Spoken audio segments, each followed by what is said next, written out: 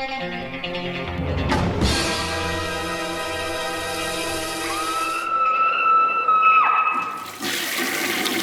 guys, what's up? It is week 406. Let's hop into the reviews.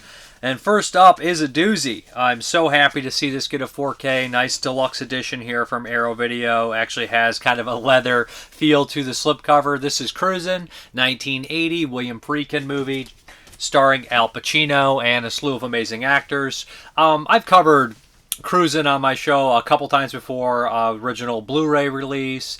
I had a special show with Duncan McLeish for 1980. We talked in depth about it when Joe Ruben was on the Secret Top 10, opening my eyes to a lot of things that I initially didn't see.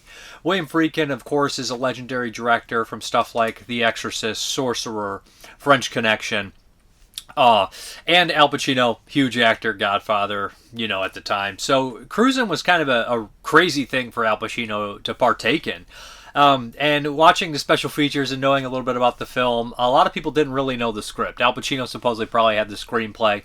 But it's essentially the story of a cop going undercover into the gay S&M leather world in New York City in the early 80s to find a killer. The cover, what's the tagline here? It's not on here, but it says, or the trailer will be like, Al Pacino's cruising for a killer. Now, cruising is a slang term for looking to pick up men, a homosexual slang term. So, yeah, this movie is pretty explicit in its kind of showing things. It's not as explicit nowadays. I think it would be considered fairly tame. It had a major kickback from the gay community at the time. A lot of people were very upset that they were thinking gay people were being portrayed in a negative light, saying that, that all of them are kind of in this S&M club, possibly a killer, all this kind of stuff like that. So I guess we'll kind of get into the cast. It's riddled with small roles by great actors or people who go on to be big actors. Karen Allen is Al Pacino's she's underutilized, but she's great in it. Wife, who is, like meek and shy and stuff. And he's kind of going into this new life, so she's not really in the film that much. His superior officer is Paul Sorvino, who is the epitome of worn out and tired, overworked. He's fantastic in this film. Edelston, just a great performance. I love Paul Sorvino. Had previously worked with William Friedkin in The Brinks Job, and he's just an excellent actor. He's really good in this. One of his best roles.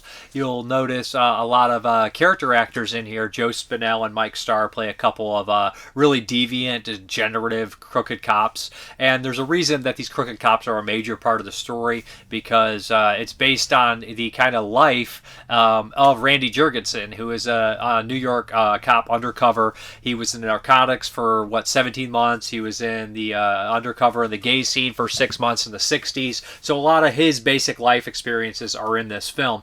It is based off a title of a book, and they got the rights to it, but I guess it's not that much like the book Cruisin'.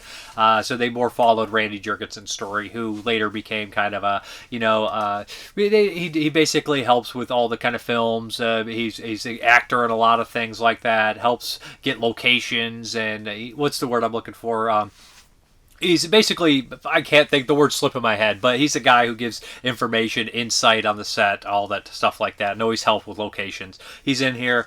A really good actor. I always liked watching him pop up in the bit roles. He's really strong, and you'll see him in Joe Spinell as well, in Maniac at the very end, and he'll pop up in a couple other William Friedkin movies. He was just in Still of the Night from 1982. So he's in a lot of these movies, and obviously they keep him around because he's very good at what he does. And who else is in here? Powers Booth, Ed O'Neill, tiny little infamous cameos. Richard Cox is a great role in here. The guy who plays the neighbor is great. Also James Remar.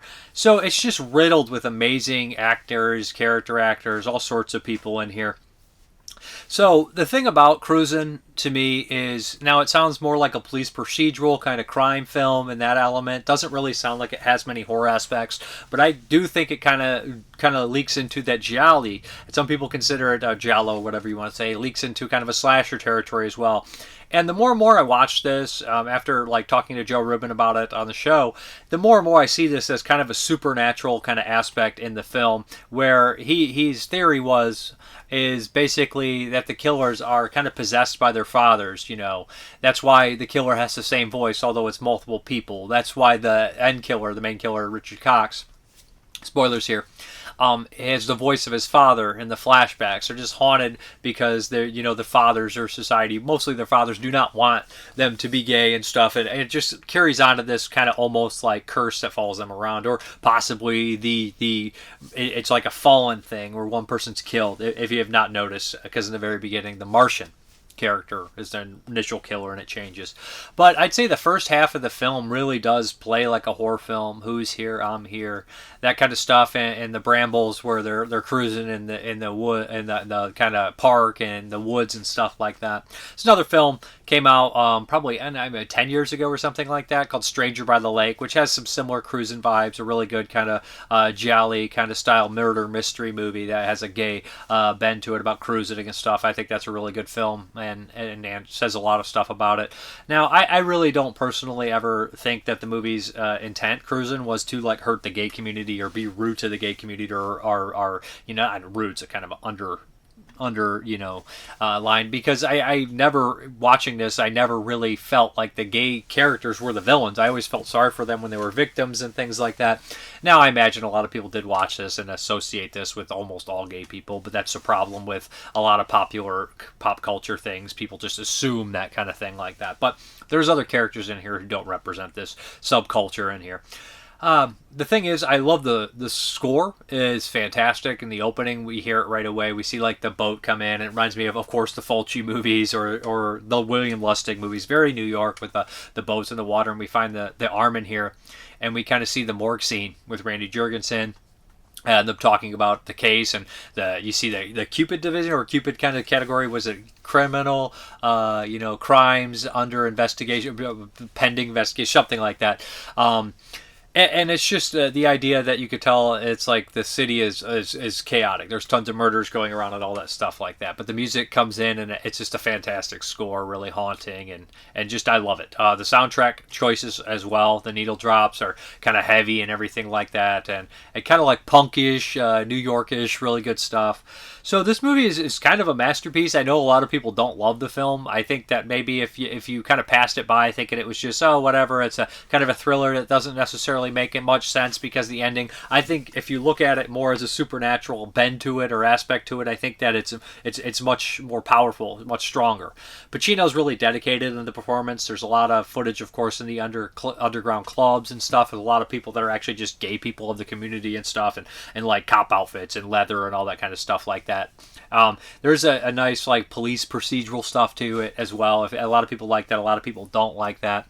So there's that heavy aspect. And in 1980 also Dressed to Kill came out, and those movies both have like 50% giallo style stuff and 50% police procedural, and it's definitely kind of a mixing of the two. Another movie that kind of has that vibe is Killing Hour from 1982, which is also a big city kind of giallo style story, but I think that one leans more into the horror territory. I do consider this a horror film. I would say a crime thriller horror film. I think it's fantastic, amazingly well acted. I love how it's shot. A lot of times there'll be a wide shot or a medium shot or something, and it won't cut for a long time, and it's just in the editing and the choices of shots. It just recreates a great tension, especially at the end when Al Pacino is meeting with our killer, and they're kind of just sitting there in awkwardness. And also the sound design's perfect too, because a lot of people are protesting this movie, so they're screaming in the background, but you can't hear it. The way it's sound designed, you just kind of hear the birds or the crickets in the background and just awkward silences staring at each other, and it creates a real tension. I think that happens quite a few times in here. Joe Spinell is such a creep in this film. He's one of my favorite character actors of all time, and he is even sweatier in this than he was in Maniac, and he's clearly got some like closet case issues, some hate for women, all this kind of stuff going on within him. And I think that just that small little character, small little role he has, where he's in 2-3 scenes max, he just really brings that character to life. As far as the special features, we have all the stuff ported over from the original Blu-ray, which is an excellent release. And remind you, if anybody has seen the 2007 remaster, it was kind of had like a bluish hue to it. I believe that's been cleaned up from the Blu-ray, but now this one on 4K looks fantastic. It looks like it's supposed to. It doesn't have that weird bluish tint remaster, which I never was a fan of. I mean, a lot of filmmakers still do that, where they'll kind of do like the bluish tint to it. I know a lot of James Cameron films do that and whatnot. We have a poster, a booklet, all sorts of great stuff in here. And I'll read off some of the features because there is a slew of them. Now I focus when I do these re-reviews, because I covered this movie before, I mostly focus on the new features on there, so I didn't cover any of the archival stuff because I should have covered that previously. Here we go. 4K, of course, original 35 camera neg, 120-page, perfect bound collector's booklet featuring articles from the Village Voice, New York Times, essays from the film's extras cast, and an introduction from William Friedkin. An archive interview with Al Pacino. Reversible sleeve featuring original newly commissioned artwork by Sister Hyde. We have Dolby Vision HDR10, lossless mono audio, 2 stereo, and 5.1 stereo. So you got 3 audio options. Subtitles, of course, 2 archival interviews here. We have Friedkin, 1 solo and 1 moderated by broadcaster Mark Kermode, and then brand new commentary featuring original musicians involved with the soundtrack. I Want to Be a Curator, a brand new interview. The soundtrack, I should mention that a bit. We talk about a lot of the New York bands at the times, what they liked, what they were into, how they were approached for the movie. Interesting stuff for fans of, punk and this kind of style of music. I Want to Be a Curator, a brand new interview with actress Karen Allen. That is 38 minutes long. Love Karen Allen. And she doesn't, she just says we only had filmed in the one location and stuff, and I didn't get the whole script, all that kind of stuff like that. Deleted scenes and alternate footage, which is incredibly interesting, and I do not remember this from the previous release. In one, so they recreate a lot of the scene with Mike Starr and Joe Spinell, and it's audio only. And it pretty much paints the picture of who these guys are a little bit more, and it's really unsettling scene. Great stuff there. And then we have on-set audio featuring the club scenes and protest coverage, censored material reels, theatrical trailer, teasers, TV spots, Walking the Line, brand new interview with actor, film consultant, and former police detective Randy Jurgensen. That is an hour and 11 minutes. He goes into his time on the police force when he was undercover. He talks about all the cruising stuff, talks about himself getting almost arrested. Just great insight, great stories. And then we have Cutoffs, interview with editor Bud Smith, who's that guy, interview with actor Jay Alcove, Pounding the Beat, interview with actor Mike Starr, Boy on the Bus, interview with actor Mike Zecca, Mineshaft Memories, archival interview with Wally Wallace, former manager of the Mineshaft, Breaking the Codes, a brand new video essay surrounding the Hanky Codes featuring actor and writer David McGillivery. Stop the Movie, a short film by Jim Hubbard capturing the cruising protests, the history of the cruising, an archival featurette looking at the film's origins and production exercise in cruising, and archival featurette looking at the controversies surrounding the film and its enduring legacy. William Friedkin's Beyond Fest 2022 at the American Cinematheque. Is that Cinema? Yeah. Extensive image gallery featuring international promotional material, on-set sketches, and more. This is the deluxe edition of Cruisin'. Amazing movie. If you don't love it, give it another shot. If you love it, watch it again. Worship it. To be loved and worshipped, as the one first victim says in here. What do you want? To be loved and worshipped. So love and worship the new release of Cruisin'. I was very happy to see it get a release. I'm a big fan of the movie. And it gets better every single time I see it. Okay, the next one up is from Eureka Films, and this is Legend of the Eight Samurai. And this is 1983, Japanese film by Kinji Fukasaku, who did amazing films like Battle Royale. He did all the Battles Without Honor and Humanity. In 1981, he did a great film called Samurai Reincarnation. In 1980, he did an excellent film called The Virus. He is one of Japan's best directors. I think he is very prolific. His output is great. He did Battles Without Honor and Humanity, that whole series, Cops and Thugs, just so many Yakuza movies from the 70s, and not to mention he's dived into like Crest of Betrayal and done like samurai films and great stuff. He's one of these directors that's just had a really prolific, excellent, career. So in the 80s, Japan was kind of doing a lot of these like samurai fantasy movies. This was supposed to be inspired by stuff like Raiders of the Lost Ark and things of that nature. So I really didn't know too much about this film, to be honest. I kind of went in blind, and so this was one of the best first-time watches I've had in a long time. I absolutely adored this film. And this is definitely in the fantasy samurai kind of category. Not in line with something like Buddha's Palm, which is a Shaw Brothers movie, which I covered. I bring that up just because it was covered a couple weeks ago, and it's kind of crazy fantasy film as well. But it feels in line. Yes, I would say a little bit of Raiders of the Lost Ark, a little bit of Legend, a little bit of Willow, but Masters of the Universe before that. But I think it's much better made than Masters of the Universe, even though I love that movie. But so what we have here is this amazing, rich period piece, folklore stuff going on. And it opens up with this like kind of like the menu comes up and it's this pulse pounding kind of 80s music, and I was like, oh, we're in for something special. We're in for something a little bit different. With the director's name attached, it automatically made me highly interested. On top of that, and the year 83. So he's had a good 80s run so far with his kind of output. And this is one that was not on my radar. So in the very beginning, we have this giant sprawled out battlefield with all these people dead, obvious chaos. And right away I could tell I was going to love this film by the look of it. It is a movie that is dark in color. It's kind of similar to The Killer Constable. I'm comparing it to Shaw Brothers movies, but like in the vein, or even The Entity, which is a movie that looks dark color-wise, but it's also rich in color.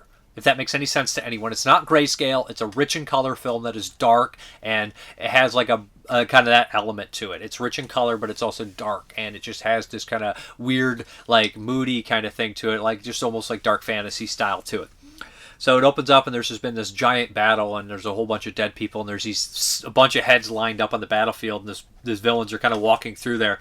And right away I was like, I know where this is going, and it goes exactly where I thought. It says, one's missing. And you're like, yes! And so we cut to, and they're after this family. This family's been executed completely, and there's a princess on the run, and these bad guys want the princess. These bad guys are like demons of sorts, and their family lineage, both of these go back a long time, and there's folklore that this princess will find these 8 kind of balls of energy that are supposed to find her, and each person is carrying one, and they represent, different virtues, all, whatnot, and they're from all different walks of life, and she's supposed to encounter these 8 people. They're supposed to help her fight the good fight against this evil demon family who has superpowers like the centipede blind lady or the snake man and all these kind of crazy kind of characters like that. So all this wide variety of characters kind of meet up to her and find her, and we have this giant battle scene at the very end where we storm this castle, and it's glorious, it's beautiful, the sets are amazing, the acting is amazing. There's tons of actors in here that everybody knows, like Sonny Chiba is one of the 8. It has a Sonny Chiba to spare. It has the guy from The Ring, the main guy from The Ring. He's in a slew of other movies. He's even in Avengers. So like we have all these actors. The main girl is from Sailor Girl and Machine Gun, which is kind of a fun, crazy movie. Same production company, actually. But this movie is just wild and brilliant and glorious, and it has like a love ballad in there, which is like, this is so 80s. But it also has like your kind of like triumphant, like, yeah, 80s kind of awesome music going on where we charge the castle. But it's not afraid to kill people. It's not afraid to be violent, although it does have kind of I don't want to say childish tinge to it, almost like fairy tale folklore to it, which could be kind of looked at as a children's film. It does have the violence and some nudity, which would not be in a children's film. In fact, some glorious nudity where somebody walks in like blood and pulls like Elizabeth Bathory kind of style scene, which I absolutely love that kind of stuff. But Legend of the 8 Samurai, fucking fantastic, awesome movie. Hour and 36 minutes. It went by so fast I didn't even notice. And finally it does have the track on here, which I think was found translated to like in English in the early 2000s for us Western folks, but originally it was just in a bad dub from my understanding. But here's what we have here. We have 4K restoration, original Japanese stereo and 5.1 audio options, alternate English dub track. Don't watch the alternate English dub track from my understanding. I watched it in Japanese.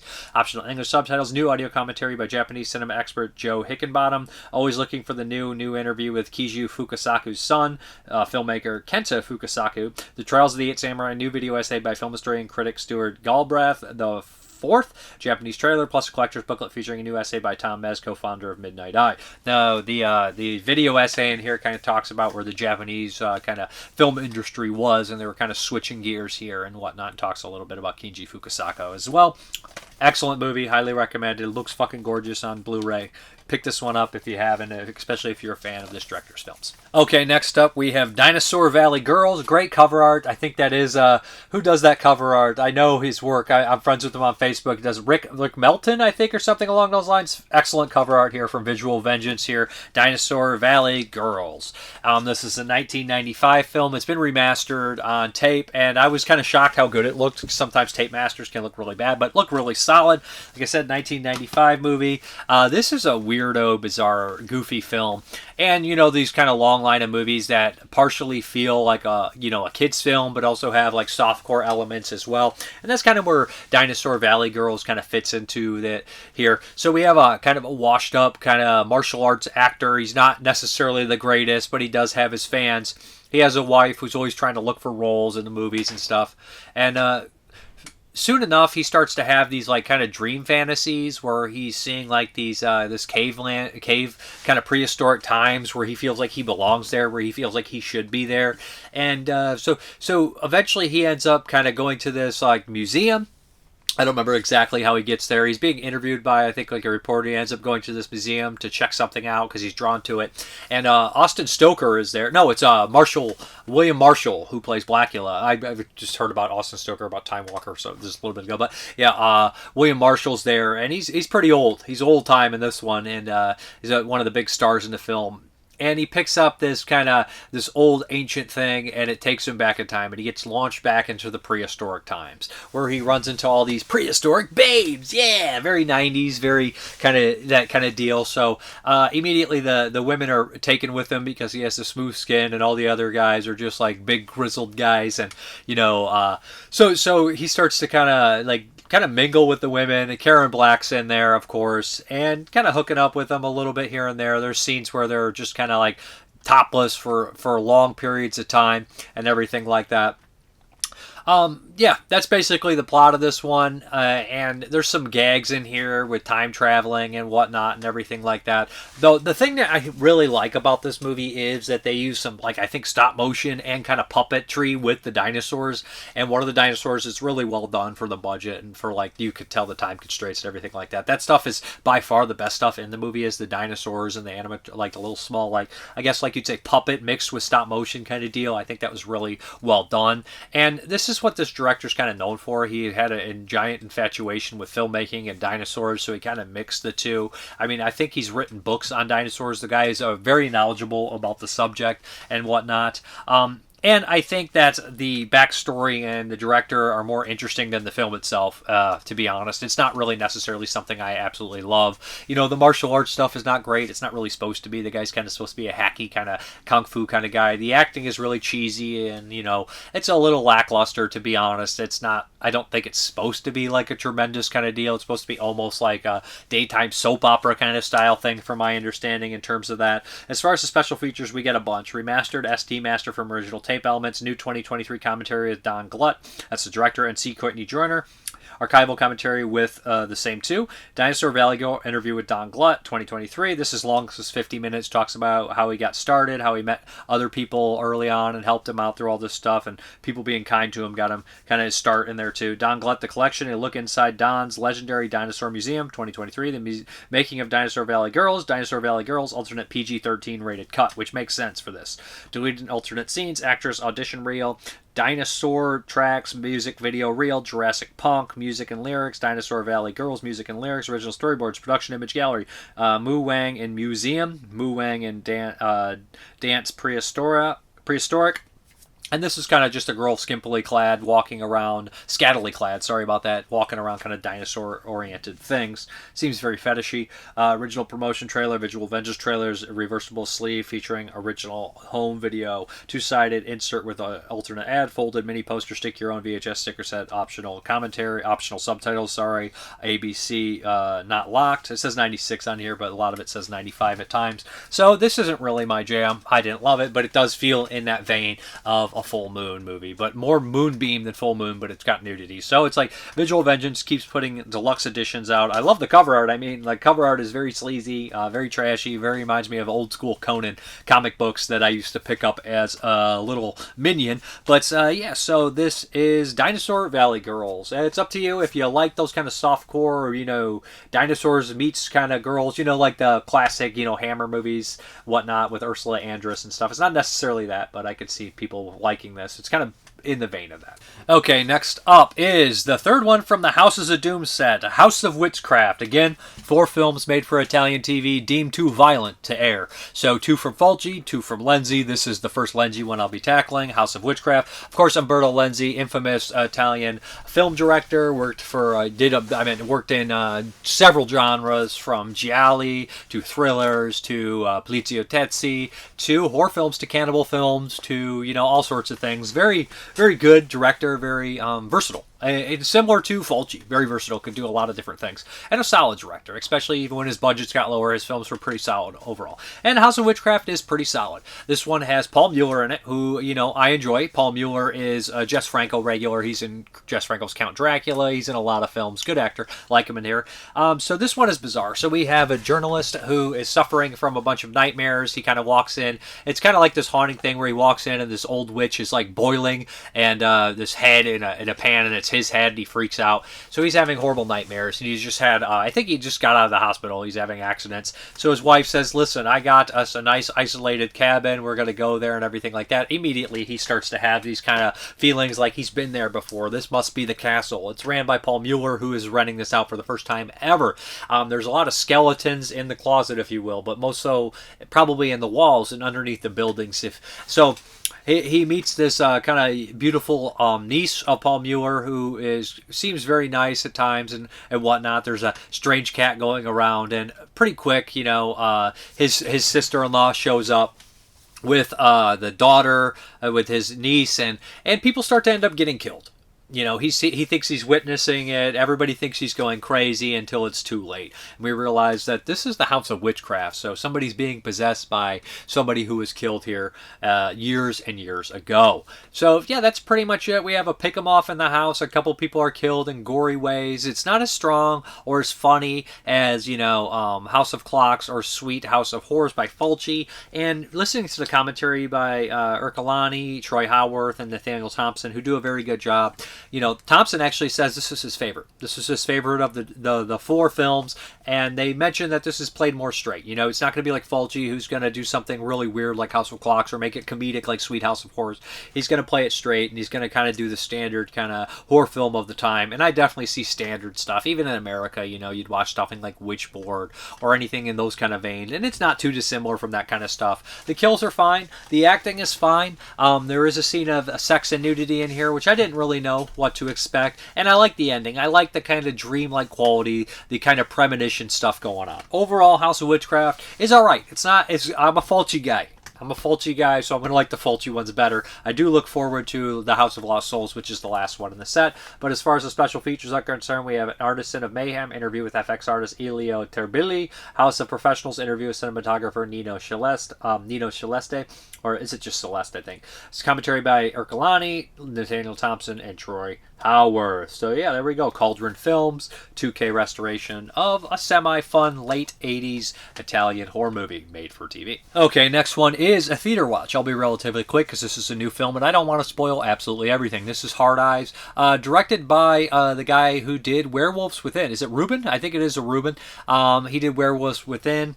A couple years ago, Josh Ruben, I think is his name, and Werewolves Within is a really fun kind of horror comedy thing. Really enjoyed that one. He also did another one called, I cannot remember what it was called, Scare Me? I think that's what it was called. So, Hard Eyes. This trailer, I really didn't know what to expect. It's got your typical play a classic song slowed down. I unfortunately did that for my 1982 opening, and I regret it now. But hey, that's just kind of the trailer at the time. Maybe I was inspired by them. But, so, Hard Eyes. So what we have here is there is a mass serial killer going around Valentine's Day and killing couples violently. He has a crazy mask with like giant red eyes, that hard eyes on there. Reminds me of like, gutter balls or something. The bowling bag ball killer, the bowling bag killer, whatever the fuck his name is, BBK. Kind of reminds me of that aspect where he's got the hard eyes and he's killing lovers in gory detail.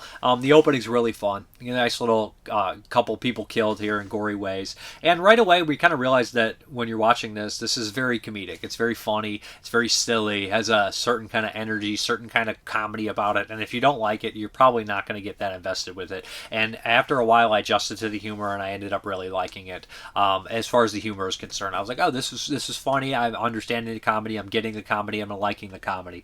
It gets to ridiculous levels, almost parody of itself at times, where it's almost like, it's almost parody. So if you're not in for a goofy, silly movie, then maybe steer clear of this. Before I get into major spoilers or anything like that, overall I liked it. I think the ending is the weakest part. But I think the more it went more towards the Scream territory, the less I liked it. It's really hard to be Scream and not be Scream. You know what I mean? Scream was the only one in that time frame that did it. I mean, millions of movies have been before Scream and have done things similar to Scream. But that 90s kind of energy with the kind of weird self-referential stuff is, the 90s style of it has been duplicated many times since. They're direct kind of rips of Scream or inspirations from Scream, and they're never quite worked for me. And that's kind of where this ending started to get. Overall, I like Hard Eyes. I recommend it. I think it's a fun, good time to watch on Valentine's Day with somebody that is like-minded as yourself. But so check it out. It's not a glowing review, but it's a good review for me. Now let's get into some spoilers here. So, the kills I really enjoyed. Some of the dialogue is absolutely funny. I really like the two main characters. I thought they had chemistry. So essentially we have one woman who's just had a brutal breakup. She works in advertising, and she meets this guy at this coffee shop, and he gets the same coffee as her, and they kind of seem like they have some tension, whatnot. He's obviously interested in her. She's not interested in him. She goes to work, realizes this guy possibly is going to replace her. He's a replacement to help pick her, kind of help her fix her advertisement. And while they're out and about, kind of just discussing work-related stuff, the killer ends up spotting them, thinking they're a couple, and is going to kill them. So it's their night of survival. They have run-ins with a couple cops, one of which is Devin Sawa. He's fun in it. And the other partner, who is, I think, from the Fast and the Furious movies, not, a big fan of those movies, but I like her performance in this one. So we have those cops introduced. Our lead character's boss is really funny. Just constant threats of murder, which is, the best kind of bosses, right? It's fun. It's gory. It's a chase movie in a lot of ways. The chemistry between them, they're likable. I like that stuff. The ending is just kind of drawn out. It kind of ruins some of the good things it had going for it and being kind of random. Sometimes it's refreshing to just have some randomness to the murders or the chaos, because sometimes it adds a little bit of realism. Nihilism can be realism at times, and why not?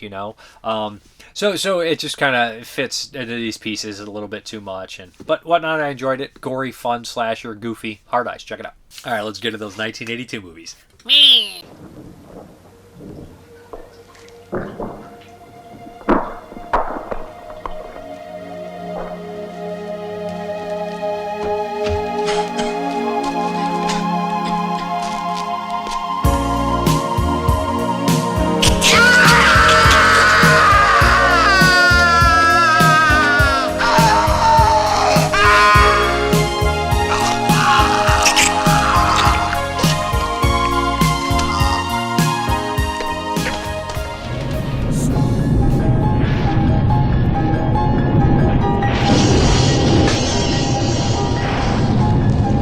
I know I'm human. If you were all these things, then you just attack me right now. So some of you are still human. This thing doesn't want to show itself. It wants to hide inside an imitation. It'll fight if it has to. But it's vulnerable out in the open. If it takes us over, then it has no more enemies. Nobody left to kill it. And then it's won. Son of a bitch, you moved the cemetery, but you left the bodies, didn't you? You son of a bitch, you left the bodies and you only moved the headstones! You only moved the headstones! Why? Why? For a girl like you to come into my life, I've been waiting for a girl like you who loves and will survive. I've been waiting for someone new to make me feel alive.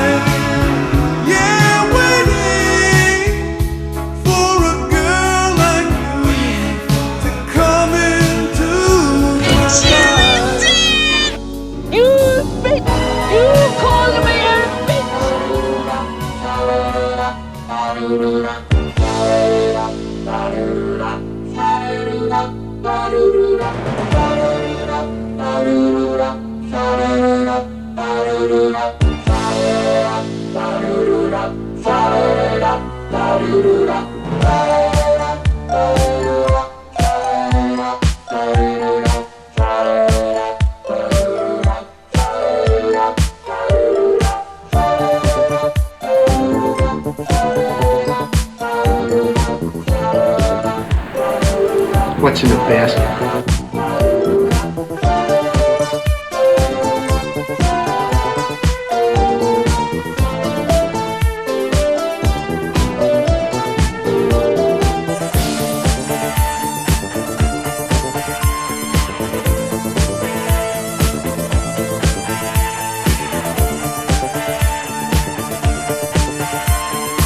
Open season!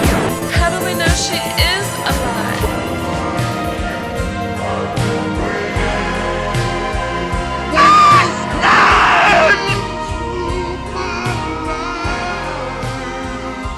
Say, please stop it. There's no more time. You've got to... Please, stop it. Stop it now. Turn it off. Turn it off. Stop it. Stop it. Stop it. Stop it. Stop it. Stop it. Stop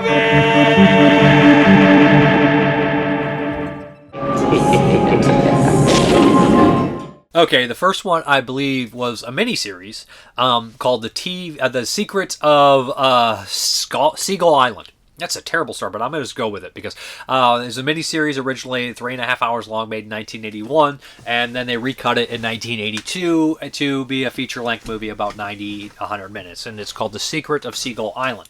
Now, they did that in Britain a couple times with like the Chelsea murders last year and stuff like that, so there was a couple of these kind of mini-series that they cut down and then kind of made their own thing like that, made a feature-length movie. Sometimes it's better than others. So The Secret of Seagull Island, I really enjoyed this one. Has Paul Mueller in here, Gabriel Tinti, has some other familiar faces too. Oh, geez, I can't believe I forgot this guy's name. I'm going to do this again.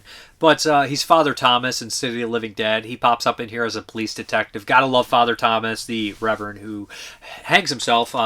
Great character in there. So he's in here as a police detective. He's in a bunch of other things, usually as some sort of police detective. I think he pops up in a couple of Lenzi movies, if I'm not mistaken. But regardless, so here's what we have. We have this woman who shows up to find her sister. Her sister is blind. She's disappeared. She can't find her in Italy. She's very concerned. Is it Italy? I think it is Italy. But regardless, it's kind of like in the Orient, kind of the island things, the deals like that. So a lot of this film takes place on an isolated island. So she starts to dig what happened to her sister. She meets Gabriel Tinti, who's very shady, married to Laura Gemser, and he seems very odd. But eventually he teams up with... she teams up with this guy to help her out, and they kind of form a friendship and relationship kind of style thing. This guy reminds me of like a Ray Lovelock or Al Cliver type. So they start to dig deeper and soon realize that all signs point to this possible billionaire. So she decides to act blind to try to figure it out because blind girls are disappearing in the area. So she ends up ending up on this secret island.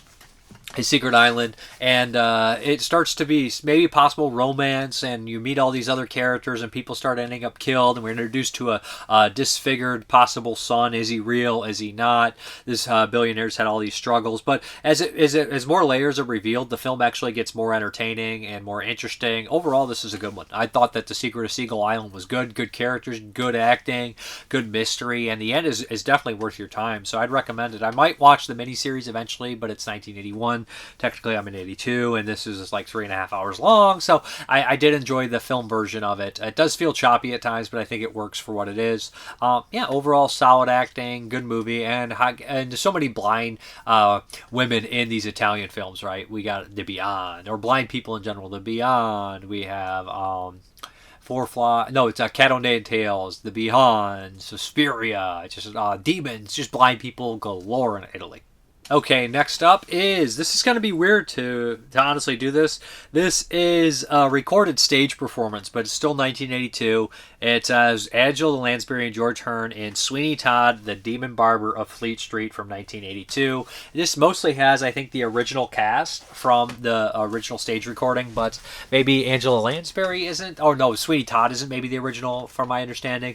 But I love the music from Sweeney Todd. Now, I fell asleep a couple times and never finished the Tim Burton version. Just not my jam. Maybe I'll give it another view if I can. Maybe I'll get into it. I don't know.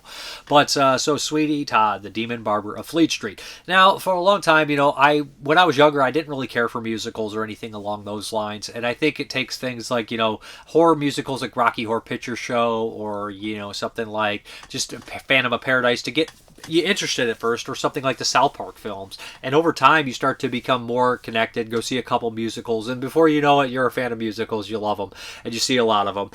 So yeah, I've become a pretty big fan of them, and Sweeney Todd is probably one of my all-time favorites. I love the music, I love the dark tone, I love the comedy, the darkness, the weird, like, punny humor in it. So it's Barry Sondheim, who did stuff like Dick Tracy and a million other things. He's very, very famous. But I've always enjoyed his music. You could tell hearing Barry Sondheim when you hear the music and the way it rhymes and certain things like that, musical notes. But what we have here is this person who is exiled to Australia. And it's Sweeney Todd. He's changed his name, and he was an old barber who's been wronged by Judge Turpin and the Beetle, who's like the police officer guy. So he comes back for revenge, but he's going to change his name. He ends up meeting Angela Lansbury, who runs this inn where she sells the most disgusting meat pies in London. So they kind of team up. He realizes that his wife has been dead to his understanding, and his daughter has been kidnapped by Judge Turpin, and he's planning on marrying her. He comes in with a sailor who falls immediately in love with his daughter, so he's looking to save his daughter Joanna, but he's more concerned with the revenge of getting back at Turpin and Beetle for what has happened. So he basically starts hacking and slashing people by, they think they're going to get a haircut, they get something else cut, and Angela Lansbury here starts to put them in meat pies, which is basically one of the funniest songs in the whole play, is when they start talking about the different people put in meat pies, and the banker, he's always wanting more, all this kind of stuff. It rhymes. It's really great. It's really punny. It's really awesome.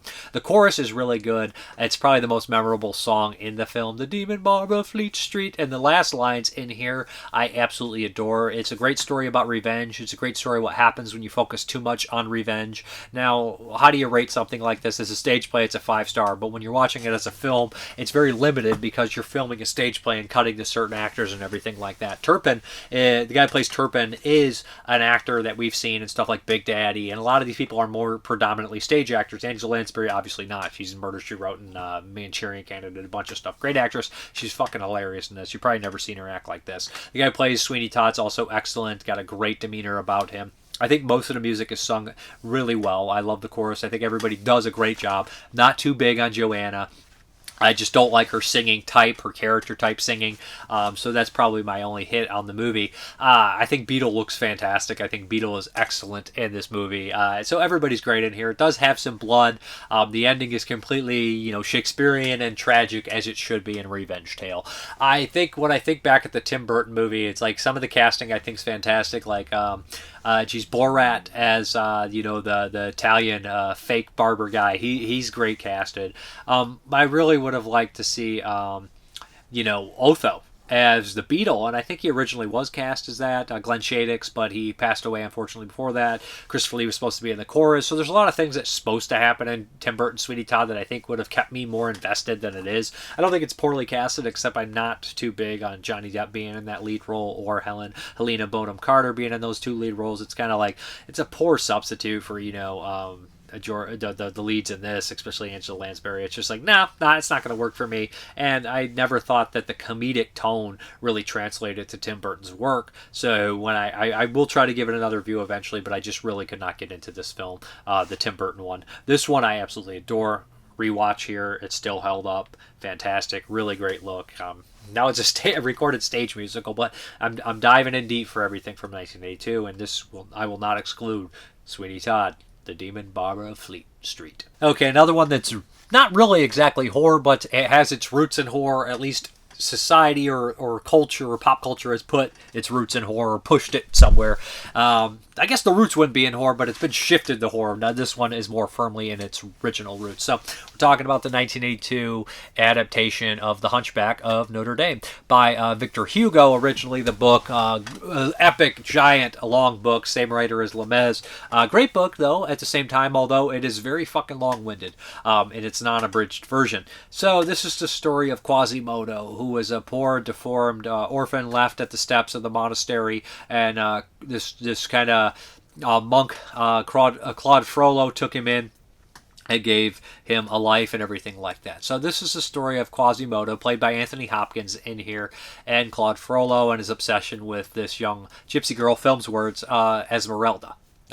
So yeah, what happens is one day Claude Frollo sees this young girl dancing in the streets, and supposed to reprimand her, but immediately is smitten with her and becomes obsessed with her, and it leads to his downfall and several others. So there's also other characters, and Robert Powell plays Phoebus, who is the leader of the kind of royal guard. He's a fuckboy, kind of a piece of shit. Then we have Gringoire, who is mostly just kind of like comedian guy that ends up getting thrown in, this kind of almost like you think at pathetic kind of character. He's kind of this in the book. He's kind of like the narrator, the guy who passes on the story, the storyteller of it. But he's kind of this kind of wimpy kind of guy that ends up getting thrown in with the gypsy gang led by Glopan, who, you know, is a main kind of player in here as well. But there's a lot of aspects cut out of this version. Anthony Hopkins is really good in this role. And I've always heard, I don't know if it's true, that Anthony Hopkins is autistic. So playing roles like Hannibal Lecter and other kind of roles that he plays, it kind of gives him, you know, he's a really good actor, and it really works with those kind of performances to be this awkwardness. But he's great. His interactions with Esmeralda are really sweet. Yeah, him being deaf, it's fun.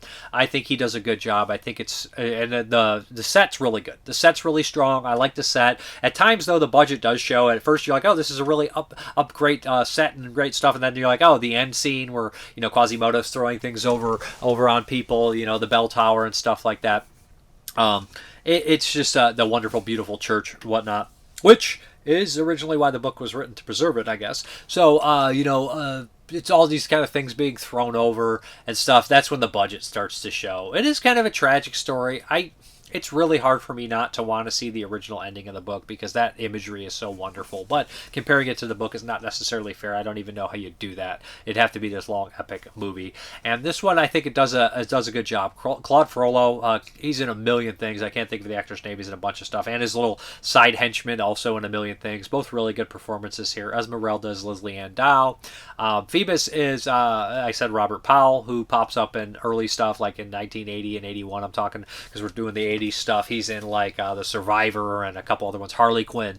You know, he's in a couple Australian films. And the actor who played Gringoire, he actually died fairly young in the 90s of suicide, unfortunately, while he was in his 30s. That's a really tragic ending. He's really solid in this. I like the actor that got to play Glopan. He's exactly how I kind of imagined him. When I think Glopan, I always thought, you know, a Telly Savalas, a Sid Haig type, and that's kind of what they got here. Overall, I think that The Hunchback from Notre Dame is a good one. It's fine. It's 1982. I think it's solid. For a TV movie, I think it's well acted, well directed, good story. Holds kind of true to the original book, but not necessarily, but still good. Close enough, and I think it's a good rendition of the source material. Okay, the Patreon pick is Cosmopolis. Oh boy, this is a weird film. This is David Cronenberg, made in 2012, starring Robert Pattinson. It also has Kevin Durant in here, Paul Giamatti, a slew of other people in here that mostly are smaller kind of roles in here. Jeez, boy, oh boy, this is a weird one. So this feels like it takes place in the maybe possibly near future, where there's a lot of civil unrest, although it could be now. But the way the people just act, I feel like it's a little bit in the near future, although it just could be right around the doorstep every day. But Robert Pattinson is like a billionaire, like tech bro, super intelligent, almost. He's got to be on the spectrum because he's really odd and weird and always has to focus on this life, and he has these weird obsessions and things like getting daily health checks and everything like that. Kevin Durant is his bodyguard, his personal bodyguard. He's always there with him and stuff like that. And throughout the beginning of the film, he's always being warned that there's possibly a potential person, a hit out there to get him, to take him out, a threat escalating throughout. And he's in a bidding war to kind of win this Chinese kind of stock stuff, and he's just not doing very well, and he's never really lost. So what happens is, as this progresses, you see him kind of have sex with these people and interact with all these different kind of unique individuals that are very bizarre and weird. And they're all just saying kind of crazy things that are in depth, that reflect what the hell's going on in society and outside world, and giving him advice and whatnot. And it's just almost the acting on some of the actors and characters, especially from Robert Pattinson, is almost done in that like Yorgos kind of deal, like The Lobster and stuff like that, or Killing of a Sacred Deer is the one I'm familiar with, or Dogtooth or something like that. That kind of weird monotonous acting that's not bad, but purposely done in a strange way. And I feel like he's kind of got that energy too. But throughout the halfway movie, when things start to crumble from different aspects, there's a point when he says, his wife breaks up with him, and he says, I know you want your freedom. And that element, that freedom that is said, kind of, that's exactly what he's looking for. And he starts to do some crazy, insane things. And it all leads to this big kind of confrontation with Paul Giamatti, who is somebody that was from his life that probably wasn't a big impact on Robert Pattinson, but the vice versa, it's not so true. So they start to talk about all these kind of things like this, and violence, and how violence is carried out when there's no motive or reason or wrongdoing to the other person. And it gets really complex. It's super interesting. It's very funny in a darkly way, the dialogue between, and it just kind of like paints the human condition in a way as also incredibly pathetic, maybe even sympathetic to someone in his position, which is wild. Like, we're not so different. We're also kind of like pathetic and weird and just awkward, and what the hell is the point of this? Or it's just like competing with each other, like the intelligence of someone or the reasoning of someone, but also the primitive aspects. Are we past that? All this kind of shit going into it, and like the reasoning for it. But I thought this was really good. It's long, but it's worth your time. The acting's phenomenal. By the time I'm at the end and I register exactly what is happening and how it happened, it's just like I wish I would have like hyper focused a little bit more of it on the beginning. I know it's like in passing, you don't really know exactly what to focus on, but I think it's really well acted. I think it's really interesting. Most of it takes place in a fucking limo. Patson's really good in it. Everybody's really good in it. It's really interesting. It's really weird. And I think it's a lot better than, what was the one he did recently that I didn't love? That's the same title of the one that he did. His first film with like one of his first shorts. I can't think of what it was called. It's like made in 1970. Crimes of the Future. I liked the original short, but I didn't too much care for the new one. Maybe I'll have to rewatch it. But I still think he has it here. And he's coming out with a new movie this year, which I'm excited to look for. But Cosmopolis, good Patreon pick, excellently well cast and everything in here. There's Jay Burchell is also in here, Emily Hampshire, this is really good cast and everything like that. But as far as the special features, Citizens of Cosmopolis featurette, which is pretty long, like feature-length audio commentary with Cronenberg, interviews with cast and crew. So yeah, it's wild, it's crazy, it's definitely worth checking out. It's very unique. Let's get these questions, comments, and concerns. Alright, this comment smells of death. Seeing those DVD clips from Love to Kill reminded me of how wacky the English subs on the Hong Kong releases could sometimes be. One of my favorites is Red to Kill, where the villain is constantly referred to as a sex lupine.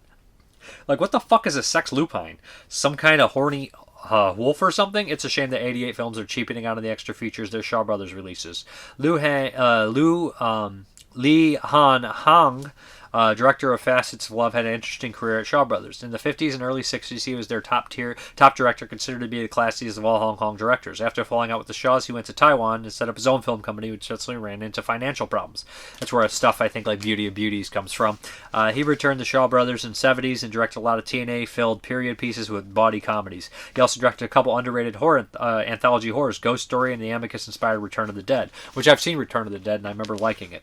I've never heard any explanation as to why he went from making prestige films with Shaws in the 50s and 60s to making the TNA films in the 70s, so an audio commentary and interview with an expert putting his career into context would have been a welcome addition to the Facets of Love Blu-ray. I did hear Sam Deacon on a podcast from this recently where she said that 88 Films are the only company that she refuses to work with because the money they offer is so low. So I guess they've decided to just not bother adding extras in order to save a little money. Thanks for another great show, Dave. Yeah, I don't know anything about that. I do really like 88 Films releases. They do a good job with the remasters, and they have some great stuff, and they do go all out in a lot of stuff. But as far as like the special features and the paying of the people, I have no idea about that because I don't do that kind of stuff, the supplemental stuff at all. I'm not involved with that stuff. But he also says the Sam Deacon interview that I mentioned is here, so if anybody wants to check out the link, go ahead. Just in case anyone thought I might be putting words in her mouth, the 88 Films comments are about 40-minute mark. Feel free to delete this comment to Dave if it's an issue. Also, you don't need to read out any of the comments on the show if they're too long. It's a lot easier to write a wall of text than to have it read out loud. I agree, I understand what you're saying, but no worries. Maybe I should do like a voicemail where people can talk and leave a voicemail and everything like that, and I can respond or just kind of talk and hear what you guys' thoughts are. I don't know anything about that. I do like their releases. This movie, I also don't think Facets of Love is top tier. Shaw Brothers, so I think probably they're focusing. I know they put their feelers out to see if anybody's interested, and if nobody's really interested, maybe it's what they're paying, or maybe it's just that the movie is just something that not that many people love. Because I know that Frank Jen will do a lot of their commentaries, or Mike Leader, or Army Venema. So like, there's got to be somebody out there, but maybe it's just not a movie that brings in that many people, or they all have budgets. I don't know. I really can't answer on that, but it's interesting. The Nick Bull from Belgium, hearing you talk about Forgotten Scares makes me so amped for the follow-ups. Here, realistic nightmares and in-depth look at Walloon horror cinema. It should be out earlier April. I'd love to hear your thoughts on that too eventually. I think you'll enjoy 2002's Alias, aka Love Hurts, aka Blood Relations. It's a part police procedural, part giallo. It wasn't a hit in Belgium, yet it's gained a cult following. I wish it was out on Blu-ray. It's directed by John Verheyen, Belgium's answer to Troy Howarth. Oh, that's very interesting. Questions. Since they seem to make sequels or miniseries about, well, every intellectual property, would a prequel to Rocky Horror Picture Show work? Would this fantastic musical work as a series? I don't watch TV series, and I probably would say no. Musical series. That's an interesting kind of idea, isn't it? I don't know if a prequel would work. It depends who does it and whatnot. I wouldn't see it. I wouldn't be interested in seeing it. That's just something I just can't see it. I don't like legacy sequels. I don't watch them. Ever. The last one I watched was Street Trash, and I hadn't watched one in years before that, and I fucking hated it. So, I'm not the guy to ask that question. Which actress did you want to marry when you were a young teen? For me, it was either James Duvall or Cement Gardens' Andrew Robinson. Karen Allen. I talked about her in Cruisin', but it was Karen Allen. I just thought she was so sweet, nice, and innocent, and I just thought she was definitely the definition of bring home the mother. Not that she's unattractive. I think she's very attractive, but she just had this nice, very innocent quality about her that seems sweet. She seems so sweet, and I think it's predominantly from Scrooge, growing up watching Scrooge. I mean, if you can love asshole Bill Murray, I love Bill Murray, but if you can love asshole Bill Murray, you can love anybody. So just loved her in that movie a lot. So I think it was probably watching Scrooge. I think it was Karen Allen. Wouldn't it be cool if zombie virus actually broke out when the Walmart opens their Monroeville store? I don't know about that, but hey, I mean, that's as good a place to start as any other. Till next time, young grasshopper, time heals all wounds. Yep. I guess it does. Valerie May. I really need to see companion. As always, thank you for the suggestions. No problem. Angela 150. I missed a couple of your reviews. It doesn't mean I don't like your channel anymore. Great as always. No worries. No worries.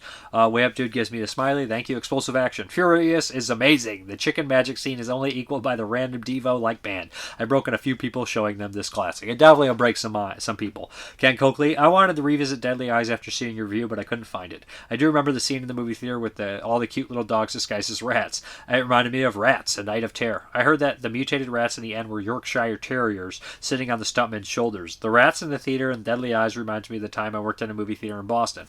I was at a 4-screen theater with the 4-screen located upstairs where the dumpster was located outside near the exit. One night a woman who went to see Ransom came downstairs and said, "Excuse me, I was upstairs seeing Ransom and a rant was in the seat next to me." That was pretty embarrassing. I did revisit Racing with the Moon. I originally saw it in a video rental in 85 or so. At the time there was a lot of coming-of-age films such as this.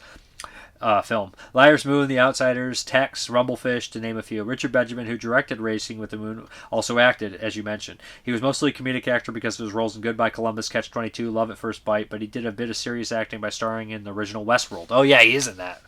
He was the red herring that people thought was going to be killed off because he played James Brolin's best friend who goes to Westworld.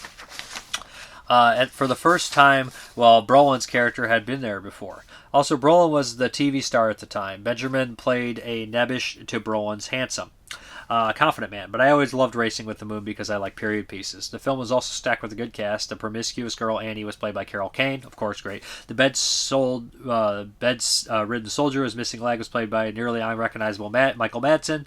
Oh, I recognize him right away. Can't forget that voice. Knows he always does that with his brow. Like, and Dana Carvey is also in the credits, and Ted Grossman, who played the victim in The Pawn, and Jaws played a roller skating soldier. Brothers Sean Penn and both Sean Penn and Nicolas Cage appeared together in Fast Times at Ridgemont High. Yeah, I forgot. Nicolas Cage's role is pretty small in that. Around that time, Penn was in Taps in '81 and Bad Boys in '82. In 1984 alone, Cage appeared in the film as well as a similar film called Birdie, as well as The Cotton Club. A year before, in 1983, he appeared in Rumblefish. Elizabeth McGovern was the kind of popular at the time. The same year as this film, she played the object of Robert De Niro's affection in Once Upon a Time in America. She had been doing the British TV shows Downtown Abbey as of late. I thought Penn's character was kind of creepy. What kind of guy follows women home? That was just a lot in like the 70s and 80s movies. They would just be like, badger the woman until they fall in love with you. It was like the plot of all of them. Now you're like, what the fuck? Another movie I watched this past weekend was the French vampire film, The Vertolock. I really enjoyed it, even though the title character looked like a zombie Muppet. I stopped thinking about it, enjoyed the film. Yeah, somebody pointed out to that, and I think they may be right, that nobody, the family can't see the Vertolock looking like that. Only a couple people can, like, so they can tell it's a monster, but like, to the family, it just looks like they're family members, so that's why they're just like blind to it, which makes a lot of sense, and I kind of like that idea, honestly. But yeah, let's get into the Patreon pick. We're gonna pick 4 or 5 titles out here, the Patreon drawing. This bag is huge now. Man, this thing's huge. What do we got here? We got Abbott Costello, Meet the Killer. Boris Karloff, the Killer. That is Chris Rivers. That's one. Oh, I dropped that one. We'll never know. And then we have Dan the Cameraman, Airbud. You fucker. I gotta watch Airbud. Fucking Airbud. Oh my god, man. Jim Simon, Nightmares 1983. Which I've seen before. It's an anthology. It's been years. James Baker, Bad Boy Bubby. That's a good one. I've never seen it. I have import, though. That's 1, 2, 3, 4. Let's do last one here. Tom Brooker, The Sand. I think that's the one with the killer things in the sand. That's not a bad top 5. Or top 5. That's not a bad 5 to watch, but we're out of here, guys. Alright, guys. Thank you very much for watching, and as always, have a good one.